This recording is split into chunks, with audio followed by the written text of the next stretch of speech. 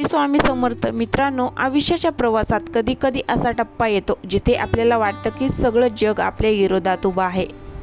काही लोक विनाकारण आपल्या वाटेत अडथळे निर्माण करतात, आपल्या प्रगतीवर जळतात किंवा मानसिकदृष्ट्या आपल्याला इतकं त्रास देतात की जगणं मुश्किल होतं. अशा वेळी संताप येणं, रडू येणं किंवा हातबल वाटणं स्वाभाविक आहे. पण लक्षात ठेवा, वाघ जेव्हा 2 पावलं मागे घेतो तेव्हा तो घाबरलेला नसतो, तर तो शिकारीची तयारी करत असतो. आज आपण अशा 7 गुप्त नीतीबद्दल बोलणार आहोत, ज्याचा वापर करून तुम्ही या मुश्किल करणाऱ्या लोकांना त्यांच्या जाळ्यात अडकवू शकता आणि स्वतःचं आयुष्य पुन्हा शांत करू शकता. सगळ्यात पहिली आणि महत्त्वाची नीती म्हणजे प्रतिसादाचा अभाव. जेव्हा कोणी तुम्हाला त्रास देतं तेव्हा त्याची खरी भूक असते तुमच्या प्रतिक्रियेची. त्यांना बघायचं असतं की तुम्ही कसं चिडताय, कसं रडताय किंवा कसं स्पष्टीकरण देताय. ज्या क्षणी तुम्ही प्रतिक्रिया देणं थांबवता त्या क्षणी त्याचा अर्धा विजय पराभव बदलतो. तुमचं मौन हे जगातील सगळ्यात मोठं शस्त्र आहे. समोरचा व्यक्ती कितीही ओरडला किंवा कारस्थान रचली तरी तुम्ही शांत राहून आपल्या कामात मग्न राहा. तुमचा हा शांतपणा त्यांना अधिक अस्वस्थ करेल, कारण त्यांना अपेक्षित असलेलं रिॲक्शन तुम्ही देत नाही आहात. यानंतर दुसरी नीती येते, ती म्हणजे यशाचा गडगडाट. जर लोक तुमच्याबद्दल अफवा पसरवत असतील किंवा तुम्हाला कमी लेखत असतील तर त्यांच्याशी शब्दांनी भांडू नका. त्याऐवजी तुमची सगळी शक्ती तुमच्या ध्येयावर केंद्रित करा. तुमचं यश इतकं मोठं असावं की तुम्हाला त्रास देणाऱ्याची तोंड आपोआप बंद व्हावीत. जेव्हा तुम्ही शिखरावर पोहोचता तेव्हा खाली उभं राहून दगड फेकणाऱ्याची उंची आपोआप कमी होते. तुमची प्रगती हाच तुमच्या शत्रूसाठी सगळ्यात मोठा सूड असतो. तिसरी नीती जी खूप कमी लोकांना जमते ती आहे भावनिक तटस्थता.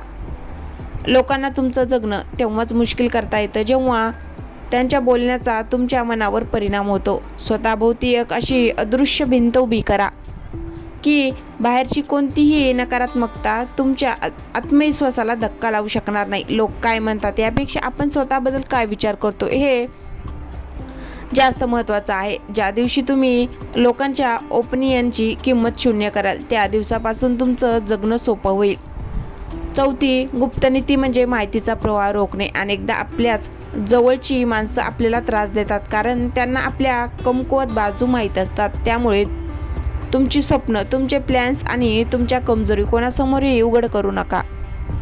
शत्रूला किंवा त्रास देणाऱ्या माणसाला तुमच्याबद्दल जेवढी कमी माहिती असेल तितका त्यांचा वार चुकला जाईल. आपल्या आयुष्याचं पुस्तक प्रत्येकासाठी खुलं ठेवू नका.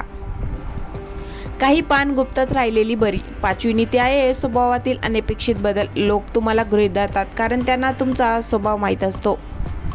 हा तर शांत आहे, हा काय करणार असा विचार करून ते अधिक त्रास देतात. अशावेळी अचानक आपली भूमिका बदला. जिथे ठामपणे उभं राहण्याची गरज आहे तिथे कडक शब्दात आपली सीमा आखून घ्या. जेव्हा तुम्ही नाही म्हणायला शिकता आणि स्वतःचा आदर करायला लागता तेव्हा समोरच्याची तुम्हाला त्रास देणाऱ्याची हिंमत आपोआप कमी होते. 6वी नीती अत्यंत महत्त्वाची आहे, ती म्हणजे सकारात्मक गटाची निर्मिती. जेव्हा जगणं मुश्किल होतं तेव्हा आपण एकटं पडतो. अशावेळी अशा लोकांच्या सहवासात राहा जे तुम्हाला प्रेरणा देतात. तुमचं एक असं वर्तुळ तयार करा जे तुमच्या पाठीशी खंबीरपणे उभं राहील. जेव्हा तुमच्या मागे 4 खंबीर माणसं असतात तेव्हा त्रास देणाऱ्याची ताकद निम्मी होते. एकटे राहून झुजण्यापेक्षा आपली इकोसिस्टीम मजबूत करण्यावर भर द्या. आणि शेवटची 7वी नीती म्हणजे क्षमापण, विस्मरण नाही. याचा अर्थ असा नाही की तुम्ही त्यांना पुन्हा जवळ करावं. त्यांना मनातून माफ करा कारण तुम्हाला शांत राहायचं आहे. सोडाच्या अग्नी जळायचं नाहीये. पण त्यांनी जे केलं ते कधीही विसरू नका. ही स्मृती तुम्हाला भविष्यात सावध ठेवेल. द्वेष मनात ठेवला की ओझं आपलं वाढतं, म्हणून त्यांना मनातून काढून टाका आणि आयुष्यात पुढे निघून जा.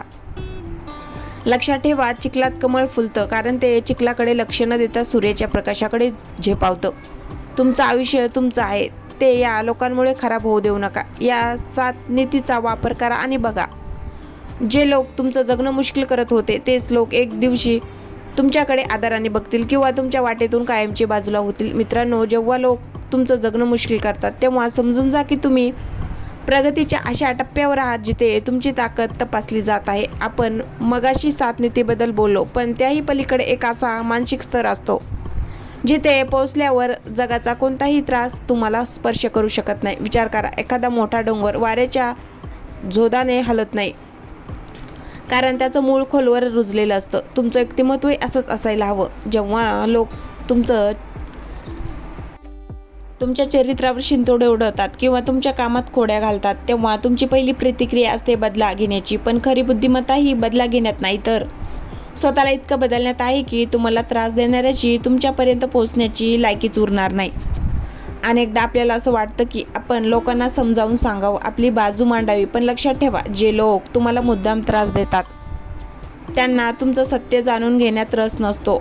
त्यांना फक्त तुमचा तमाशा बघायचा असतो. त्यामुळे अशा लोकांशी वाद घालवणं म्हणजे चिखलात दगड मारण्यासारखं आहे, ज्याने घाण तुमच्याच अंगावर उडणार आहे. त्याऐवजी स्ट्रॅटेजिक इग्नोरन्स म्हणजेच धोरणात्मक दुर्लक्ष करण्याचा सराव करा.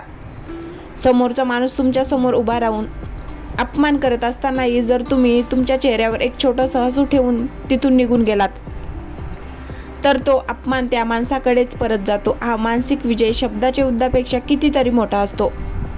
जगणं मुश्किल होण्याचं दुसरं कारण म्हणजे आपलं इतरांवर अवलंबून असणं. आपण जेव्हा इतरांकडून कौतुकाची किंवा मदतीची अपेक्षा करतो, तेव्हा आपण नकळतपणे आपल्या आयुष्याचा रिमोट कंट्रोल त्याच्या हातात देतो. ज्या क्षणी तुम्ही स्वतःला सांगता की माझ्या सुखासाठी मला कोणाच्याही सर्टिफिकेटची गरज नाही, त्या क्षणी तुम्ही अर्धी लढाई जिंकलेली असते. तुमचं जगणं कठीण करणाऱ्या लोकांकडे एकच शस्त्र असतं, ते म्हणजे तुमची भीती. त्यांना वाटतं की तुम्ही त्यांना घाबरून राहाल किंवा दबून वागाल. पण जेव्हा तुम्ही निर्भय होऊन आपल्या तत्वावर ठाम राहता, तेव्हा त्याची सर्व गणित चुकतात. आयुष्यात अशा वेळी एक गोष्ट नेहमी लक्षात ठेवा की वेळेचा महिमा अगाध आहे. आज जे लोक तुम्हाला त्रास देत आहेत त्यांच्याकडे आज सत्ता असेल, पैसा असेल किंवा गडबाजीचं बळ असेल, पण वेळ कोणासाठीही थांबत नाही. तुम्ही फक्त संयम राखा आणि तुमचं कौशल्य वाढवण्यावर भर द्या. जेव्हा तुम्ही स्वतःला अपडेट करता, नवीन गोष्टी शिकता आणि आर्थिकदृष्ट्या सक्षम होता, तेव्हा हेच त्रास देणारे लोक तुमच्याकडे ओळखी काढायला येतात. ही जगाची रीत आहे. लोक उगवत्या सूर्याला नमस्कार करतात आणि मावळत्याला विसरतात. तुम्हाला फक्त उगवता सूर्य बनायचं आहे. कधी कधी शांत राहणं म्हणजे पराभव मानला जातो, पण युद्धशास्त्रात शांत राहणं ही सर्वात मोठी रणनीती असते. तुमच्या शत्रूला वाटू द्या की तुम्ही शांत आहात, तुम्ही हरला आहात. त्यांना त्यांच्या भ्रमात जगू द्या. कारण जेव्हा तुम्ही शांत असता तेव्हा तुम्ही तुमची ऊर्जा वाचवत असता. हीच ऊर्जा जेव्हा योग्य वेळी योग्य ठिकाणी वापरली जाते, तेव्हा तिचा स्फोट शत्रूला चकित करणारा असतो.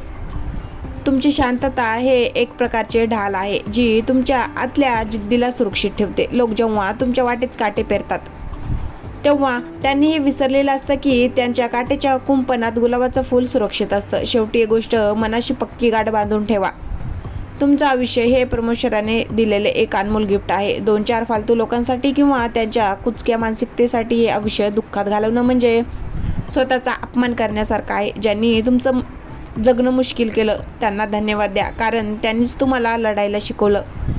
त्यांनीच तुम्हाला तुमची खरी ताकद ओळखायला भाग पाडलं. जर त्यांनी तुम्हाला त्रास दिला नसता, तर कदाचित तुम्ही आज आहे त्यापेक्षा चांगले बनला नसता.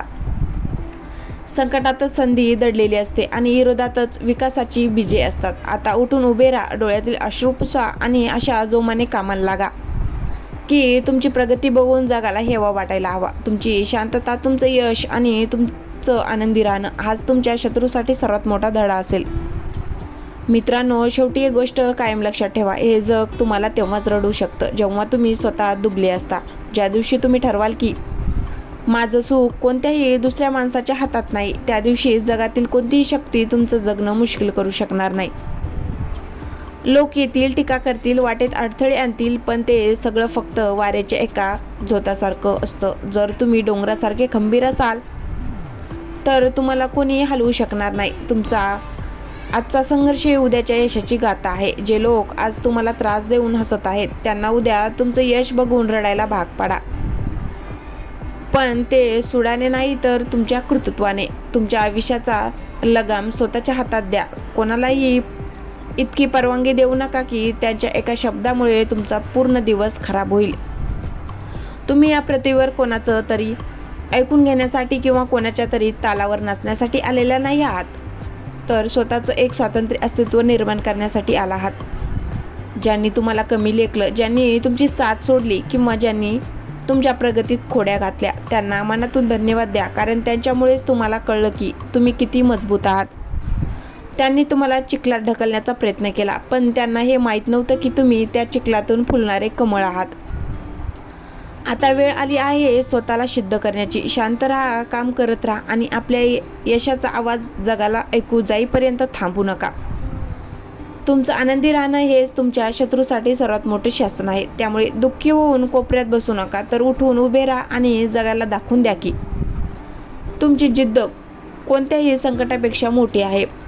तुमचा प्रवास आता सुरू झाला आहे आणि हा प्रवास थांबणार नाही तोपर्यंत जोपर्यंत तुम्ही तुमच्या ध्येयापर्यंत पोहोचत नाही. जर तुम्हाला आजचा हा विचार मनापासून पटला असेल तर कमेंट बॉक्समध्ये मी खंबीर आहे असं नक्की लिहा. हा व्हिडिओ अशा मित्राला शेअर करा ज्याला सध्या कोणाच्या तरी त्रासामुळे मानसिक आधाराची गरज आहे. तुमचं एक शेअर कोणाचं तरी आयुष्य बदलू शकतं. चॅनलला सबस्क्राईब करा आणि अशाच ऊर्जादायी विचारासह आपण पुन्हा भेटणार आहोत. तोपर्यंत स्वतःची काळजी घ्या, खंबीर राहा आणि नेहमी आनंदी राहा.